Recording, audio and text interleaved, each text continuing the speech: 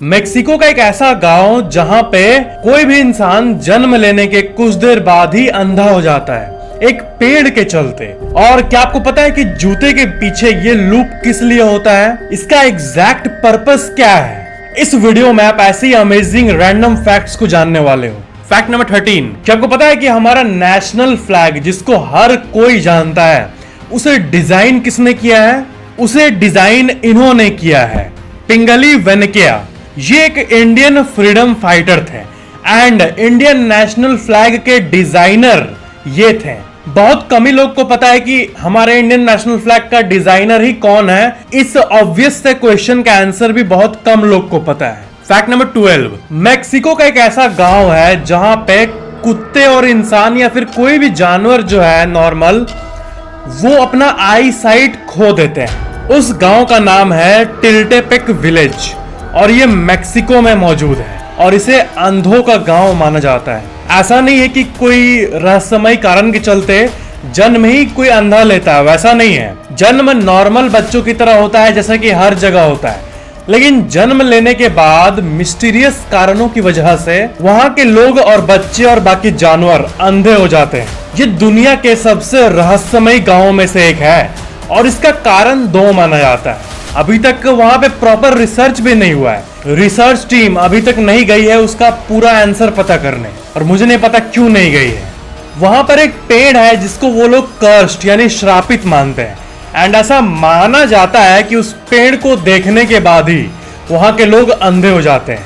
But इसका कोई scientific proof नहीं है ऑफ कोर्स। बट वहां के जो लॉजिकल पीपल है वो ये कहते हैं कि वहां पे एक अजीब टाइप की खतरनाक और जहरीली मक्खी है। वो मक्खी में भी ऐसा होता है ना, कुछ कुछ जगहों पे कोई कोई जीव के ऐसे प्रजाति पाए जाते हैं जो कि पूरे विश्व में और कहीं भी नहीं पाए जाते हैं। तो ऐसा पॉइजनस मक्खी में भी एग्जिस्ट करता हो जो कि अगर इंसान को काट दे तो वो डायरेक्टली उसके ऐसे पार्ट पे इफेक्ट करे जो कि उसके आई साइट को इफेक्ट करता हो। वैसे पूरे विश्व में ऐसा तो कोई मक्खी नहीं पाया गया फिलहाल, ऑफिशियली कंफर्म्ड मक्खी या फिर कोई भी फ्लाइंग पॉइजनस इंसेक्ट जो कि काटने के बाद अंधा कर दे, ऐसा तो नहीं पाया गया कहीं पे। फैक्ट नंबर 11, नेचर में हमें बहुत अजीब अजीब पार्टनरशिप मिलते हैं। जैसे मैंने एक बार, आपको याद है, प्लोवर वर्ड के बारे में बताया था। ये जो प्लोवर चिड़िया है ये अजीब तरह से इनकी दोस्ती मगरमच्छों के साथ होती है और ऐसा सीन देखने मिलता है कि मगरमच्छ के दांत में फंसे खाने को ये बर्ड खाती है आराम से, और जब बर्ड उसके मुंह से निकलती है तभी वो अपना मुंह बंद करता है। तो ऐसा पार्टनरशिप जो होता है म्यूचुअल बेनिफिट के लिए, ये हमें नेचर में देखने मिलता है। तो वैसे ही उल्लू, आउल और स्नेक का भी पार्टनरशिप होता है। क्या है कि उल्लू लोग स्नेक को अपने घर का गार्ड बना के रखते हैं। कुछ उल्लू के प्रजाति, जो उल्लू का घर होता है कहीं पे, जो नेस्ट होता है उनका, वहां पे स्नेक्स को बुलाते हैं अपने बच्चों की रक्षा करने के लिए जब तक वो कहीं और होते हैं, और वो उन्हीं स्नेक्स को चुनते हैं रक्षा के लिए जो अंधे होते हैं, ब्लाइंड होते हैं। फैक्ट नंबर 10, क्या आपको पता है कि 25 अक्टूबर, हर साल 25 अक्टूबर को वर्ल्ड पास्ता डे होता है? जी हाँ, योगा डे, साइंस डे, सब आपने सुना होगा, बट वर्ल्ड पास्ता डे भी होता है हर 25 तारीख को। फैक्ट नंबर 9, क्या आपको पता है कि ये एक बहुत ही अमेजिंग बात है कि किसी के फेस एक्सप्रेशन को रीड करने के लिए, जैसे आप किसी इंसान से बात कर रहे हो तो क्या है कि सब कॉन्शियसली उसका फेशियल एक्सप्रेशन जो है ना, वो आपका माइंड रीड करते रहता है। तभी तो अगर कोई इंसान कुछ कह रहा है बट हमें लगता है कि तुम्हारे मन में कुछ और चल रहा है, तुम बोल कुछ रहे हो, तुम टेंशन में हो ना, बताओ क्या बात है। तो ये सब चीजें हम समझ क्यों जाते हैं सामने वाले इंसान के लिए? वो इसलिए क्योंकि ब्रेन हमेशा फेशियल एक्सप्रेशंस को रीड करते रहता है कि उसका जो बातचीत है वो उसके फेशियल एक्सप्रेशन से मैच हो रहा है कि नहीं। और अमेजिंग बात यह है कि एक ब्रेन को जस्ट 200 मिली सेकेंड, 1 सेकेंड का 1/5 लगता है एनालाइज करने के लिए। तभी तो लोग किसी का फेस देख के ही बहुत कुछ समझ जाते हैं। वो इसलिए क्योंकि सिर्फ 200 मिलीसेकंड लगता है फेशियल एक्सप्रेशंस को रीड करने के लिए, और वो आपको नहीं करना पड़ता है। आपका ब्रेन हमेशा एक दूसरे के फेस को रीड करते रहता है। और इस चीज के बारे में आप कई आर्टिकल्स को भी देख सकते हो। 200 milliseconds to gather most of the information it needs from a facial expression to determine a person's emotional state. Fact number 8, जो इंग्लिश में वर्ड का राइमिंग होता है ना, जैसे कि कैट का हैट, ये राइमिंग है, जैसे सोप का होप, वैसे ही इंग्लिश में ऐसे भी कई वर्ड्स हैं जिनका कोई राइमिंग नहीं है। जी हाँ, उसमें सबसे फेमस है ऑरेंज। ऑरेंज वर्ड जो है, इसका फॉरेंज, लॉरेंज, ऐसा कोई भी ऑफिशियल वर्ड नहीं है जो कि राइम कर सके ऑरेंज के साथ। और भी बहुत सारे वर्ड है जिसका कोई राइमिंग नहीं है, जैसे silver, purple, month, dangerous, marathon. इन सब वर्ड्स का कोई भी ऑफिशियल राइम नहीं करता कोई वर्ड। फैक्ट नंबर 7, एलोपेशिया ये एक बीमारी होती है, और जब ये बीमारी किसी चिंपैंजी को होती है ना, तब उसके शरीर से सारे बाल झड़ जाते हैं। जैसा कि आप इस फोटो पे देख सकते हो, इस चिंपैंजी को यही बीमारी है। और भी बहुत सारे इमेजेस को देख सकते हो कि वो कैसे दिखते हैं। ये बिल्कुल मतलब एक इंसान का हाथ जैसा दिख रहा है इसका हाथ, और सारा बाल झड़ चुका है। फैक्ट नंबर 6, देखो ये एक बहुत ही ये ध्यान सुनने की फैक्ट है। क्या है कि बहुत सारे सक्सेसफुल लोग हमारे वर्ल्ड में, ऐसा माना जाता है कि वो अपने ओरिजिन को ऑल्टर करते हैं। जैसे लोगों को अपनी रैग्स टू रिचेस कहानी बताने में बहुत मजा आता है कि मैं ये था और अब मैं ये बन गया हूँ। तो ये जो शो ऑफ होता है, ये सभी को करने का मन होता है। अगर कोई चांदी का चम्मच लेके जन्म लिया है, कोई अमीर घर में जन्म लिया है, और बाद में वो और अमीर बन जाता है, तो ये पाया गया है कि वो पब्लिक में अपनी स्टोरी को ऐसे ही बताएगा जैसे वो शुरू में कुछ भी नहीं था और बाद में खुद से बड़ा बना है, ताकि लोगों को लगे कि ये सक्सेस हार्ड वर्क से मिली है, ना कि जो उसका पहले से ही सोशल पोजीशन और जो इंटरजेनरेशनल वेल्थ जो पहले से था उसके चलते। तो ये लोगों का एक हैबिट पाया गया है। और मीडिया का क्या है, मीडिया जो दिखाती है आजकल वही सच बन जाता है। लोग थोड़ी ना कोई एक टॉपिक को लेके डीप रिसर्च करते हैं, वो तो हम यूट्यूबर्स करते हैं। फैक्ट नंबर 5, पहले आप इन आर्टिकल्स को देखो। Technical university of Denmark, DTU, ये क्लेम करते हैं कि इन्होंने एक ऐसा रिकॉर्ड ब्रेकिंग चिप बनाया है जो कि पूरे इंटरनेट के ट्रैफिक को 1 सेकंड में ट्रांसफर कर सकता है। मतलब ये हाल ही की न्यूज है, और ये इसमें ये पता चल रहा है कि 1.84 पीटाबाइट्स पर सेकेंड इस स्पीड से ट्रांसफर हो सकता है इंफॉर्मेशन।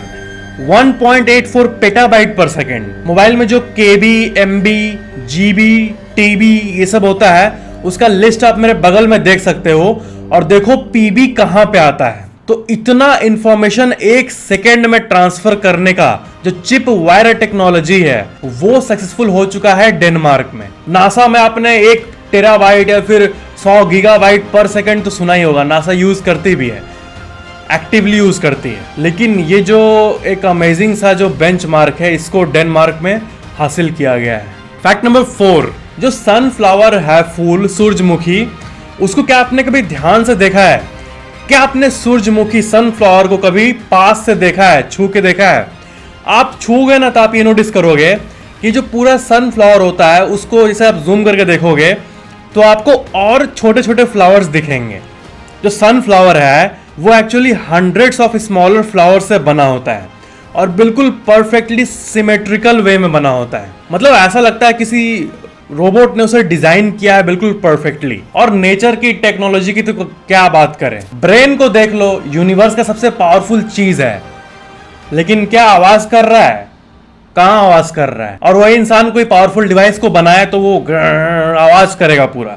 मतलब पता ये स्टूपिड सा ये है, लेकिन इसको डीपली ऑब्जर्व करो ना कि जो हमारा ब्रेन है वो पूरे यूनिवर्स की सबसे पावरफुल चीज है, लेकिन ये बिल्कुल भी आवाज नहीं करती। इसमें इलेक्ट्रिसिटी एक्टिविटी वगैरह बहुत हो रही है अंदर में, बट फिर भी आवाज नहीं करती।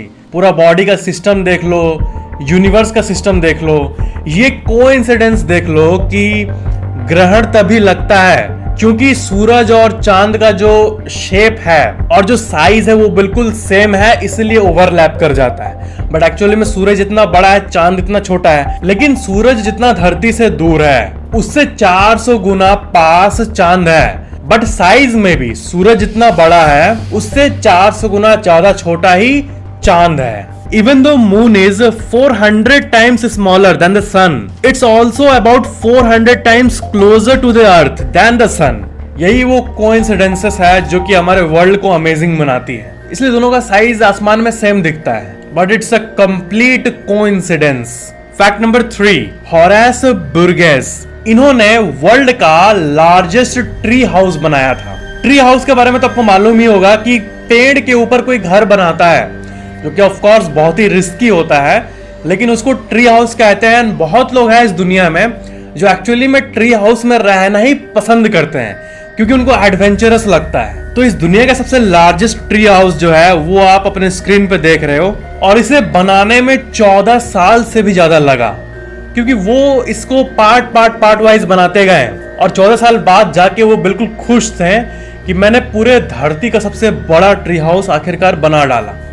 लेकिन सिर्फ 15 मिनट में आग लगी और पूरा ट्री हाउस राख में बदल गया। लिटरली 15 मिनट में राख में बदल गया दुनिया का सबसे बड़ा ट्री हाउस, जो कि 14 साल से बन रहा था। ये फायर लगी या किसी हेटर ने लगवा दिया, ये सब तो बात की बात है, बट ये हुआ।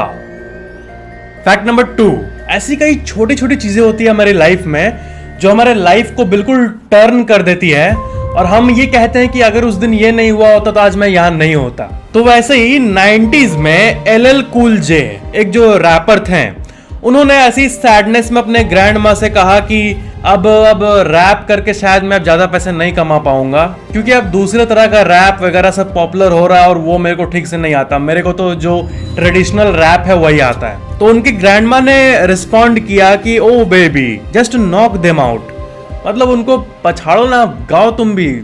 तो उनका जो ग्रैंडमा का स्टेटमेंट था ना, oh baby just knock them out, तो इसी को लेके उन्होंने एक गाना लिखा, mama said knock you out, mama said knock you out, और ये गाना उनके कैरियर का सबसे हिट गाना निकला। ये गाना बना एक Grammy award winning certified platinum single. कभी कभी ऐसी छोटी छोटी चीजें ना मतलब बहुत बड़ा चेंज ला देती लाइफ में। गाना का लाइन उनके माइंड में तभी ट्रिगर हुआ जब उनके ग्रैंडमा ने, उनकी दादी माँ ने कहा वो लाइन, एंड देखो हिट कर दिया उनको। फैक्ट नंबर 1, क्या आपको पता है कि जूते के पीछे ये लूप्स क्यों होते हैं? इसका क्या काम है? कभी सोचा है आपने? कभी इस्तेमाल किया है इसको? ऐसे उंगली घुसा के टाना है कभी? तो ये एक्चुअली में इसको कहते हैं पुल लूप्स, टानने वाला लूप, घुसा के टानने वाला लूप। अब आप सोचोगे कि जूते को अगर शेल्फ पे रखा हुआ है तो ऐसे पकड़ के भी तो निकाल सकते हैं। तो हाँ, 99.9999% ऑफ द टाइम लोग इसको यूज नहीं करते हैं। वो जूता को ऐसे पकड़ के निकालते हैं, थोड़ी उस पर उंगली घुसा के तब निकालते हैं, नहीं। लेकिन क्या है ना कि ठंडे के टाइम आपको पता चलेगा, जो लोग रशिया के एकदम कोल्डर रीजन में रहते हैं जहाँ पे माइनस में टेम्परेचर होता है, या फिर कश्मीर में मान लो 1-2 डिग्री सेल्सियस है और पूरा हाथ तो पूरा ठंडा हो गया, कपकपा रहा है, और आपके घर के कोने में शेल्फ पे वो रखा हुआ है, तो आपको पता है आप जूता को ऐसे उठा नहीं पाओगे क्योंकि आपका हाथ फ्रीज हो चुका होगा। तो आप ऐसे उठाओगे ना तो वो आपके हाथ से गिर जाएगा। मतलब वो आप एक्सपीरियंस करोगे तब मालूम होगा कि हाथ ठंडा होने पे वो नहीं उठता है और बहुत दिक्कत होता है। मतलब तो उसी एग्जैक्ट पर्पस को सॉल्व करने के लिए फिर क्या है कि ठंडे के टाइम में अगर आप फिंगर घुसा के निकालो तो आप आराम से पुल कर पाओगे, लेकिन एक्सट्रीम कोल्ड कंडीशन में ऐसे नॉर्मली शूज नहीं उठता है। ये एक अजीब सी चीज को एक्सपीरियंस किया है लोगों ने, तभी कंपनीज ने सारे जूतों में ये पुल लूप्स देना शुरू कर दिया, एंड यही था इसका पर्पस। तो ये थे आज के फैक्ट्स।